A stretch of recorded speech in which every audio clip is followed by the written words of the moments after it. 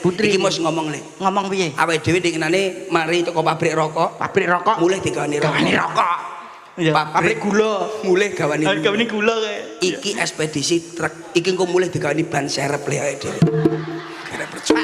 Mosok ya bojoku ning omah mbok kon ngrokoti ban, Pak. Sing penting matur nuwun. Terima kasih.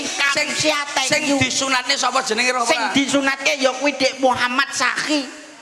Muhammad Saki didongane dadi bocah sing piye le? Dadi bocah sing soleh migunani tumraping wong tua loro nusa bangsa negara lan agama manut marang bapak ibu kelawan guru uga negarane migunani karo tangga teparone lan dulur-dulure sekabehane muga-muga dadi bocah sing utama taruna ngungkuli bapa muga-muga mulyakna sak keluarga kabeh lan kelawan kanca kelawan kemen to sithik ae lho donga kuwi sing akeh sisan donga ki sithik ae sing penting